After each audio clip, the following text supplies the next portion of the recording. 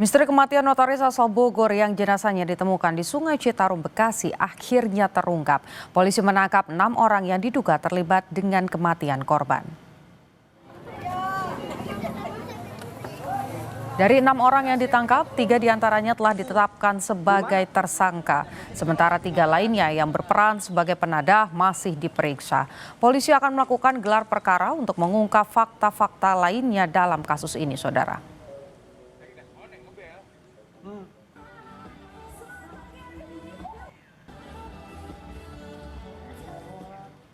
Untuk mengetahui motif dari kasus pembunuhan terhadap notaris asal Bogor, sudah terhubung dengan kami AKP Iskandar Zulkarnaen, Panit 1 Subdit Resmo Polda Metro Jaya. Selamat sore, Pak. Selamat sore, Mbak Putu. Sebelum kita berbincang, saya akan menunjukkan bersama-sama begitu ya, kita saksikan sebuah visual detik-detik penangkapan yang eksklusif kami dapatkan terkait dengan pengungkapan kasus ini. Kita saksikan dulu, Pak, sebelum ke pertanyaan.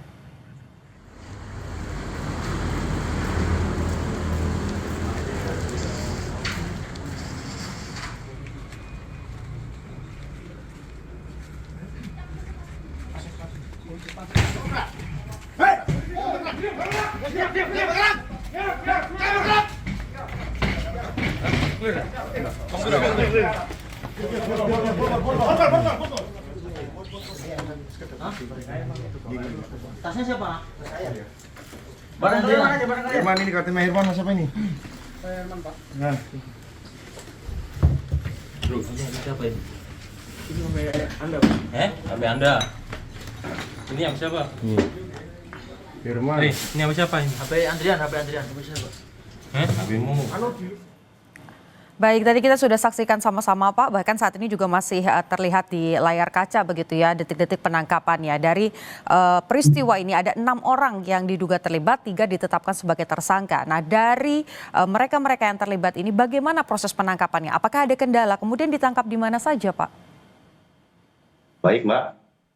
Mendapati adanya penemuan jasad wanita di bantaran Sungai Citarum, Bekasi, Jawa Barat pada tanggal 3 Juli di bawah pimpinan Kasubdit Resmob Polda Metro Jaya dan tim opsional gabungan Subdit Resmob Polda Metro Jaya melaksanakan olah TKP di lokasi tersebut. Dari hasil olah TKP ada temuan yang janggal, diduga bahwa jasad korban diikat oleh batu yang diduga untuk menenggelamkan jasad korban. Jasad wanita tersebut selanjutnya dibawa ke Rumah Sakit Polri untuk dilakukan otopsi. Dari hasil otopsi diketahui korban berinisial SA yang telah dilaporkan hilang oleh keluarga pada tanggal 1 Juli di Polsek Tanah Sereal, Bogor, Jawa Barat. Oke. Kemudian dari hasil temuan di TKP dan hasil otopsi, kurang dari 24 jam, tim opsional gabungan Subdit Resmob Polda Metro Jaya berhasil menangkap 3 orang pelaku di Karanganyar, Solo, Jawa Tengah. Selanjutnya, kami melakukan pengembangan dan berhasil menangkap 3 orang pelaku lainnya yang diduga memberi barang hasil curian. Oke, Pak, dari pemeriksaan begitu yang sudah dilakukan sampai dengan saat ini, apa motif dari peristiwa ini, Pak? Apa penyebabnya? Apakah dari ke-6 pelaku ini diantaranya memang ada yang dekat dengan korban begitu sehingga memiliki motif tersendiri untuk akhirnya melakukan tindakan yang seperti ini? Baik, saat ini kami masih mendalami terkait motif pembunuhan korban berinisial SA. Namun dugaan sementara pelaku melakukan aksinya untuk menguasai barang milik korban. Kemudian hubungan antara korban dan terduga tersangka adalah salah satunya sebagai mantan supir. Oke, baik. Dari perkembangan yang saat ini sudah dilakukan, sudah ada tersangka, kemudian juga tadi sempat disampaikan ketika ditemukan ada batu di sana. Apakah ini ada indikasi begitu, Pak? Karena tadi kalau kita lihat kan masih gelar perkara dan lain sebagainya, tapi ada indikasi bahwa ini memang sudah direncanakan sebelumnya, Pak? Untuk itu masih kita dalami, nanti kemudian pimpinan yang akan sampaikan. Baik, kalau peran-perannya, Pak, apakah sudah bisa dibagikan kepada publik? Peran-perannya seperti apa dari ke-6 sosok yang kemudian terlibat dalam peristiwa ini? Kami masih mendalami terkait 6 tersangka tersebut, Mbak. Oke, bisa disampaikan Pak identitasnya, inisialnya, kira-kira dari 6 ini apa-apa saja usianya, kemudian jenis kelaminnya misalnya Pak, bisa disampaikan kepada kami supaya publik juga mengerti dan memahami siapa-siapa saja mereka. Siap. Sementara motif sementara kami yaitu dugaan sementara pelaku melakukan aksinya untuk menguasai barang milik korban.